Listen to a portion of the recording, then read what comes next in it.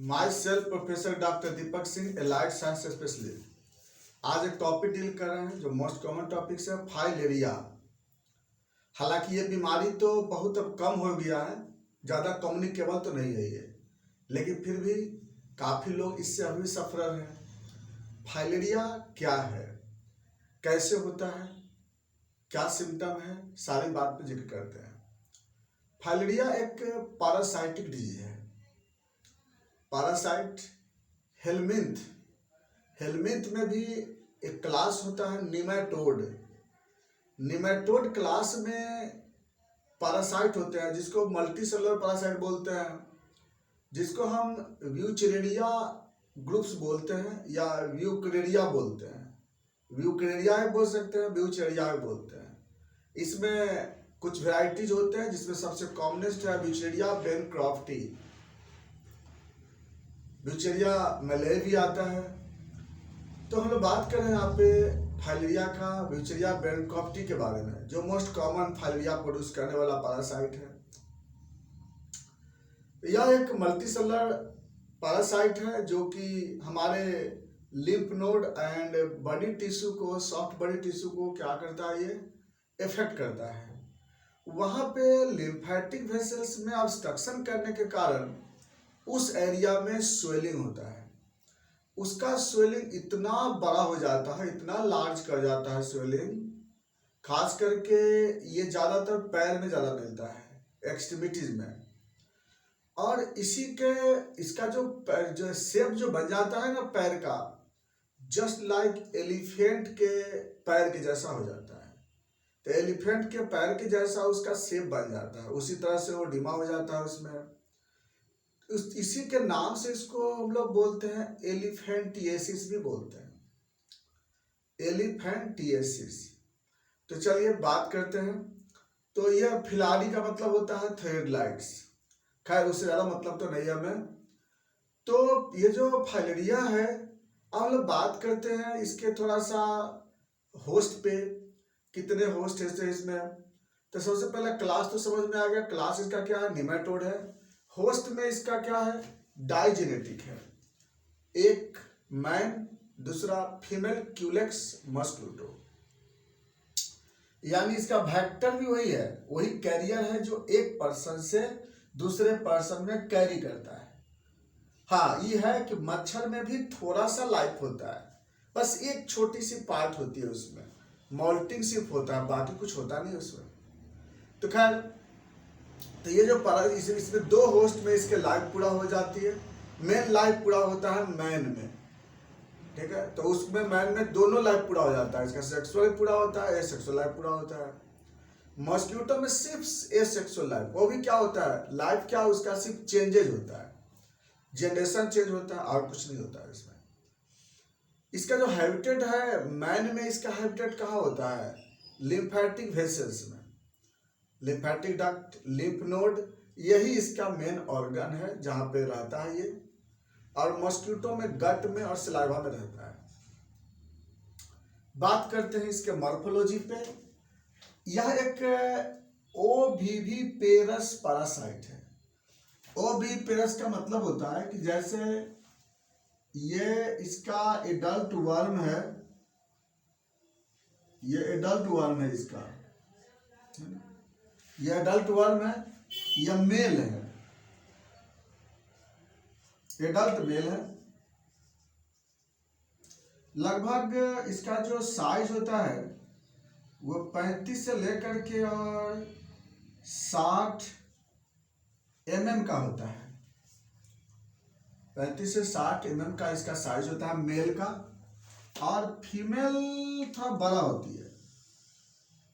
Female का जो size होता है ना, फीमेल एडल्ट फीमेल 70 से 100 मिलीमीटर, यानी कि लगभग ये 10 सेंटीमीटर तक चला जाता है ये फीमेल का। तो ये दोनों एडल्ट हुआ, ये एडल्ट मेल, एडल्ट फीमेल। और यह जो फीमेल होती है ना, ये फीमेल ओवा प्रोड्यूस नहीं करती है। जो वर्म ओवा प्रोड्यूस करता है उसको ओविपेरस बोलते हैं, लेकिन ये लार्वा प्रोड्यूसिंग एनिमल है, इसको हम लोग बोलते हैं ओवीवी पेरस बोलते हैं। तो इसका जो लार्वा का स्ट्रक्चर आप देखिएगा तो एक फोकस में इस तरह से इसका स्ट्रक्चर मिलता है। लगभग 275 से 300 माइक्रोमीटर इसका साइज होता है ना। इस तरह से इसका साइज होता है। इसको हम लोग बोलते हैं लार्वा कहते हैं, लार्वा। इसको माइक्रोफलिया लार्वा ही बोलते हैं, माइक्रोफलिया लार्वा। इस तरह से आपका जो है इसका मतलब स्ट्रक्चर होता है फैलेरिया का। अब बात करते हैं इसके लाइफ साइकिल पे। सबसे पहले ये जो पैरासाइट है, इस पैरासाइट का जो लार्वा है ना, वह इसका इन्फेक्टिव स्टेज है। लार्वा इसका इन्फेक्टिव स्टेज होता है। तो जब इसका लार्वा रहता कहाँ पे है? इसका लार्वा रहता है मस्क्यूटो के सलाइवा में। मस्क्यूटो के सलाइवा में इसका लार्वा मिलता है। जैसे मान लिया जाए, सपोज दैट ये मस्क्यूटो का प्रोबोसिस है, यहाँ पे मस्क्यूटो का बॉडी है। तो लार्वा जो है ना इसके यहाँ पे होता है, इसको बोलते हैं थर्ड स्टेज लार्वा कहते हैं, या हम लोग थर्ड सीथेड, जो थर्ड स्टेज मतलब कि जो 3 सीथ इसका रिमूव हो जाता है, इसको इन्फेक्टिव स्टेज भी बोलते हैं, या third stage third generation larva बोलते हैं इसको। और जब ये मस्क्यूटो जब किसी हेल्दी पर्सन को बाइट करती है, अधिकांशतः ये क्यूलेक्स मस्क्यूटो रात में बाइट करती है, 10 PM से लेकर के और 6 AM तक जनरली इसकी बाइटिंग टाइम होता है। और ये क्यूलेक्स अपने लाइफ में 4 से 5 लोगों को ही बाइट करती है ये। तो ये जो क्यूलेक्स मस्क्यूटो है, ये मस्क्यूटो जब बाइट करेगी ना, तो इसका बाइट करते समय जो लार्वा है ना, ये लार्वा मैन के बॉडी में चला आता है, हेल्दी ह्यूमन बॉडी में चला आया।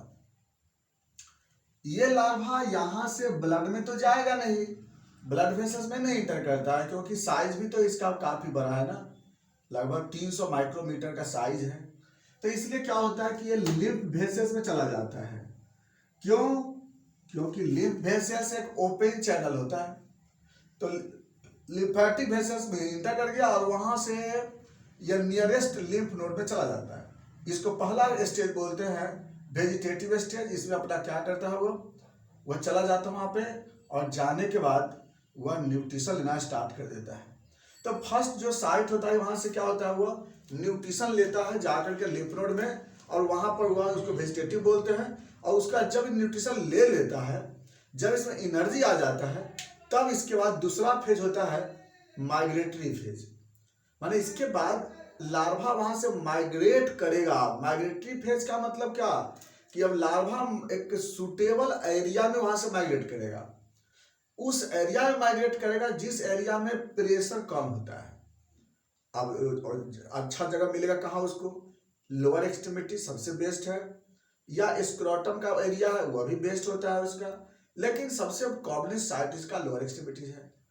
अब वहां तक देखिए, मैं वहां से जो नियरेस्ट ऐसे एरिया में जाएगा जहां पर वो एक लो प्रेशर होता है, तो उस एरिया में उसको जाने में लगभग जो होता है 6 महीना से 1 साल का समय लग जाता है। यह होगा माइग्रेटरी फेज।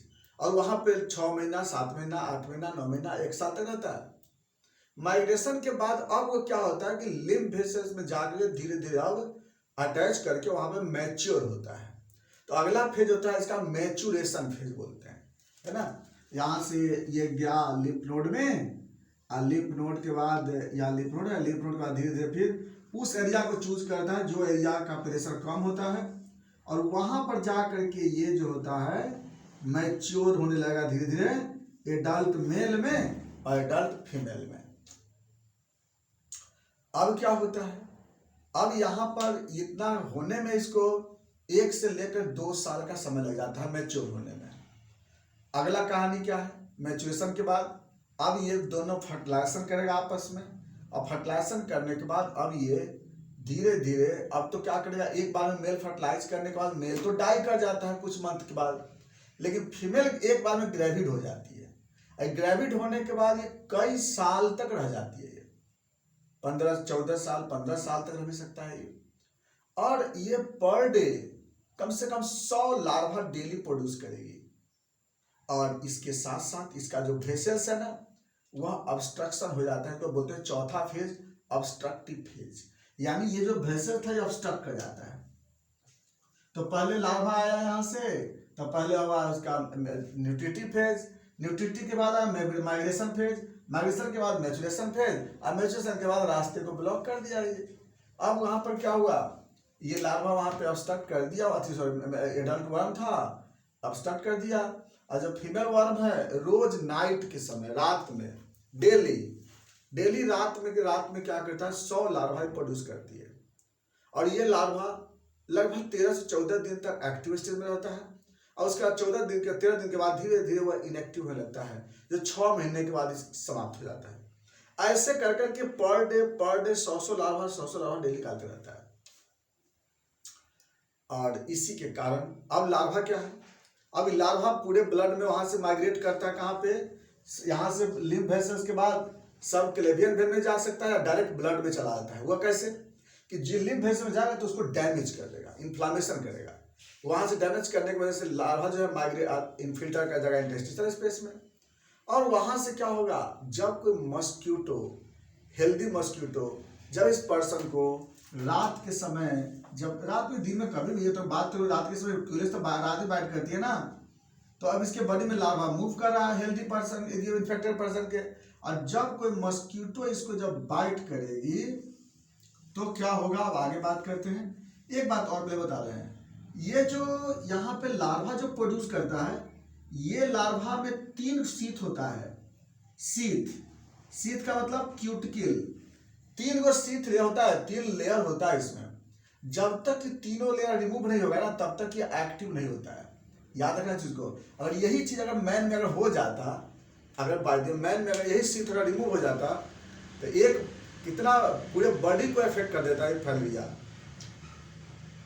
अगेन रिपीट करना सुनिए भाई गौर से, ये जो लार्वा है ये लार्वा 3 शीथ का होता है। 3 शीथर लार्वा कभी भी एक्टिव स्टेज में नहीं रहता है ये। तो ये अगर इसको ये क्या होता, अगर ये एक्टिव हो जाता मेरी बॉडी में तब पूरे बॉडी को परेशान कर देता।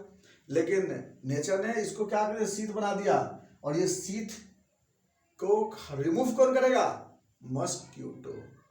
तो ये शीथ जो बन गया इसमें, ये शीथ को रिमूव करेगा मस्क्यूटो। कैसे अब होगा कि जब इस पर्सन को, जब ये फाइलेरिया वाला पर्सन को अगर कोई क्यूलेक्स मस्क्यूटो बाइट करेगी तो उसके गट में ये 3 शीथ वाला लार्वा चला जाएगा, है ना। ये 3 शीथ वाला लार्वा कहां पे चला जाएगा, इसके गट में आ जाएगा। गट में आ गया।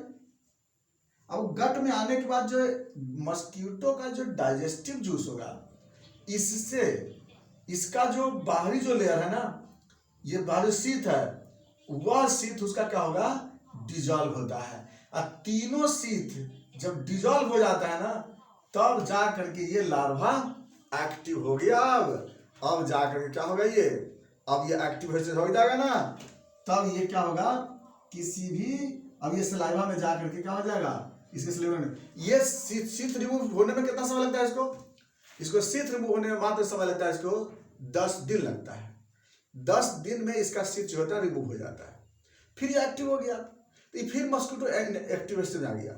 इसको लोग बोलते हैं क्या, फिर इन्फेक्टिव मस्क्यूटो बोलते हैं। यही इसकी लाइफ होती है। फिर यह किसी पर्सन को बाइट करेगा, फिर ऐसे ही होते रहेगा इसमें। चलिए ये तो हो गया, इसका मेन लाइफ हो गया। अब बात करते हैं सिम्टम पे। ये मस्क्यूटो करेगा, इसका लार्वा से होगा क्या सिम्टम, क्या प्रोड्यूस होगा, तो बता देते हैं कि सबसे पहले अगर लिम्फ नोड में आवेगा तो लिम्फ नोड का साइज बढ़ेगा, थोड़ा लिम्फ नोड में दर्द होगा वहां से। इसके बाद जब लिम्फेटिक वेसल्स में आ जाएगा तो लिम्फेटिक वेसल्स में इन्फ्लामेशन हो जाएगा, उसमें दर्द होगा, उसमें स्वेलिंग होगा, उसमें टेंडरनेस आवेगा।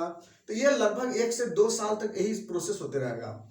जैसे ही ऑब्स्ट्रक्शन हो जाता है, जब ऑब्स्ट्रक्शन होने के बाद धीरे धीरे लिम्फ क्या होगा, अब लीक आउट होने लगता है इंटरस्टिशियल स्पेस में। और जब लीक आउट होने लगेगा, इंटरस्टिशियल स्पेस का जो कंसंट्रेशन है वो हाई होने लगेगा, धीरे धीरे ओडिमा होने लगेगा, और यह ओडिमा कंटिन्यू रहेगा, जिसके बाद वह एलिफेंटियासिस में कन्वर्ट कर जाएगा। इस मरीज को फीवर भी होगा। यह जब भी ये ठंडा चीज कुछ खाएगा ना तो इसका फीवर बढ़ जाता है। इस पेशेंट को इसनोफिलिया का सिम्टम होगा, खांसी भी बार बार होगा इसको, रात के समय इसको सिर दर्द ज़्यादा होगा। ऐसे ही बोला जाता है कि अमावस्या पूर्णिमा के दिन इसको जो होता है ना प्रॉब्लम ज़्यादा बढ़ जाता है। इसमें कुछ भी ठंडा चीज़ खाएगा तो उसके इसमें प्रॉब्लम बढ़ जाएगा इसको, चाहे वो बैगन खाए या कुछ भी ऐसा इसनोफिलिक डाइट लेता है, दही केला कुछ भी, तो इसमें सिम्टम इसका बढ़ जाता है। ये सब इसका फलिया का ये है। बारी बात तो सोचा कि जैसे स्वेलिंग हो गया, इसकी वजह से क्या होता है कि बॉडी वेट अबनॉर्मल हो जाता है, टायर्डनेस हो जाता है, फिजिकल एक्टिविटी चेंज कर जाता है, सेक्सुअल एक्टिविटी लॉस कर जाता है। ये सब चीज़ फाइलेरिया का सब सिम्टम है। अब बात करते हैं इसके इन्वेस्टिगेशन में, इसका जांच कैसे करेंगे। फाइलेरिया अगर किसी को हुआ है, पहले तो ये पता लगाएंगे कि उसको क्योंकि पैर में स्वेलिंग रहेगा लगातार, उसमें लिम्फ नोड है उसमें दर्द रहेगा, रोज रात के समय सिम्टम बढ़ेगा, ठंडा खाने पे सिम्टम बढ़ जाता है। ये सब पता लगाने का बहुत अच्छा तरीका है। इसके बाद हम कराते हैं एमएफ टेस्ट, माइक्रोफाइलेरिया का जांच करते हैं। एमएफ टेस्ट क्या है? MF microfilaria. इसके लिए क्या करते हैं कि मरीज का हम लोग ब्लड लेते हैं। ब्लड का नियम तो यह था कि रात में ब्लड लेते हैं हम लोग, क्योंकि फाइलेरिया का लार्वा तो रात में नॉक्टर्नल होता हुआ। लेकिन क्या है ना कि ऐसा जरूरत नहीं है, दिन में भी बेनोसाइड फोर्ट टैबलेट खिला करके आधे घंटे के बाद आप कैपिलरी से या भेन से ब्लड ले करके और उसको हम स्लाइड पे हम लोग स्मीयर बनाते हैं। स्मीयर बना करके अब तब हम लोग क्या करते हैं, इसको स्टेन करते हैं। इस लिस्मन स्टेन से स्टेन करेंगे। स्टेन करने के बाद इसको माइक्रोस्कोप में देखेंगे। माइक्रोस्कोप में क्या देखेंगे कि इस तरह का लार्वा जो था ना, आपको फोकस में मिलेगा,